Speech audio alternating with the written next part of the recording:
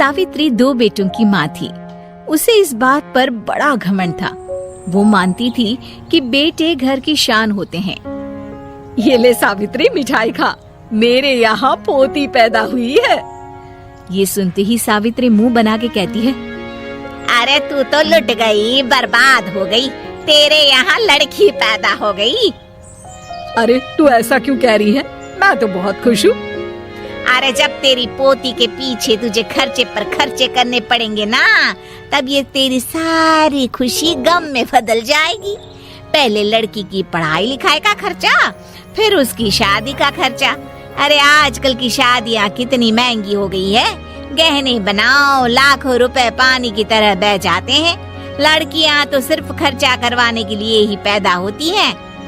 इस तरह लड़कियों के प्रति अपने विचार व्यक्त करते हुए सावित्री ममता को लंबा चौड़ा भाषण देके चली जाती है। अब तो आप लोग इस कहानी में सावित्री देवी का पात्र अच्छी तरह समझ ही गए होंगे। कुछ समय बाद सावित्री की बड़ी बहू भी एक लड़की को जन्म देती है। फिर क्या था, सावित्री पूरा आसमान सर पर उठा लेती है। हे भगवान, ये तू मुझसे किस जन्म का बदला ले रहा है? अरे मैं तो मंदिर में रोज आकर तुझसे कहती तो थी कि मुझे एक पोता चाहिए, और तूने मुझे पोती दे दी। इतनी मिठाइयाँ और प्रसाद चढ़ाने का क्या फायदा हुआ? तभी सावित्री की बहू निशा कहती है, क्या माँ जी, आप भी इतनी सी बात पर नाराज हो गई हैं? देखिए तो आपकी पोती कितनी सुंदर है, बिल्कुल आप पर गई है। अरे चुप कर, तुझे 9 महीने इतने महंगे महंगे काजू बादाम फल फ्रूट खिलाने का फायदा क्या हुआ? मेरे तो सारे पैसे बर्बाद हो गए। ये सुन सावित्री का बड़ा बेटा अजय कहता है, माँ तुम सिर्फ नाम के लिए 2020 में रहती हो। असल में तुम्हारा दिमाग सैकड़ों साल पुरानी सोच रखता है। आज के जमाने में लड़का और लड़की में कौन फर्क करता है। मैं तो बहुत खुश हूँ कि भगवान ने मुझे लक्ष्मी के रूप में बेटी दी है। लेकिन सावित्री पर अजय की बातों का कोई असर नहीं होता। नालायक, अपनी पत्नी की ज़बान बोल रहा है। मेरा बड़ा बेटा तो हाथ से गया। लेकिन सावित्री देवी हार मानने वाली नहीं थी। वो पोते की चाह में अपने छोटे बेटे विजय की शादी करवा देती है। कुछ समय बाद आखिरकार वो दिन आ ही जाता है जब सावित्री की छोटी बहू गर्भवती हो जाती है। सावित्री इतनी खुश हो जाती है कि वो बच्चे के जन्म से पहले ही सारे मोहल्ले में ढिंढोरा पीटने लगती है। ये क्या सावित्री, तू तो पोते के जन्म से पहले ही मिठाई बांट रही है। पहले पोता पैदा तो होने दे, और फिर क्या पता अगर पोते की जगह पोती पैदा हो गई तो। ये सुन सावित्री चिढ़ जाती है। अरे अपनी काली ज़बान मत चला। मेरी मिठाई खा के मेरा ही बुरा सोच रही है। बड़ी आई, ला मेरी मिठाई वापस कर। देख लेना, इस बार मेरे यहाँ पोता पैदा होगा, पोता। लेकिन ठीक इसका उल्टा होता है। सावित्री की छोटी बहू भी एक लड़की को जन्म देती है। सावित्री फिर से रोना धोना शुरू कर देती है और अपनी छोटी बहू को कोसते हुए भला बुरा कहने लगती है। देखते ही देखते ये सावित्री की रोज की आदत हो जाती है।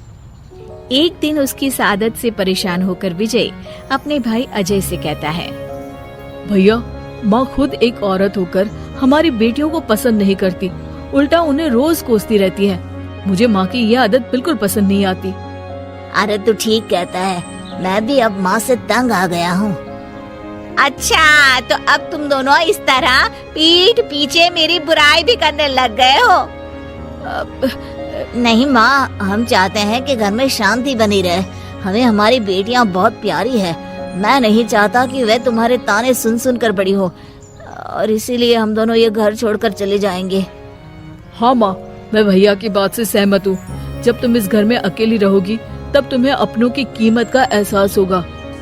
अपने दोनों बेटों के मुंह से अपनी माँ के लिए इतने कठोर शब्द सुन सावित्री भावुक और रुआंसी होकर कहती है, क्या सच में तुम दोनों मुझे इस घर में अकेली छोड़कर चले जाओगे? हाँ माँ। हाँ माँ, अब पानी सर के ऊपर जा चुका है। मैं तुम दोनों के बिना नहीं रह सकती। अपनी सास के आंसू देख अजय और विजय की पत्नी अपने पतियों से लड़ पड़ती है। अरे जिसे जाना है वो जाए, मैं माँ जी को छोड़कर कहीं नहीं जाने वाली। भाभी आप ये क्या कह रही हैं? वही जो तुम सुन रहे हो, दीदी बिल्कुल सही कह रही है। हम बेटियों के संस्कार हमें सिखाते हैं कि सास माँ समान नहीं बल्कि माँ ही होती है और उस माँ की जिंदगी भर सेवा की जाती है। बेटे अपना फर्ज भूल सकते हैं लेकिन बेटियां नहीं। आप दोनों शौक से जा सकते हैं। माँ जी, हम दोनों के रहते आपको किसी बात की फिक्र करने की जरूरत नहीं।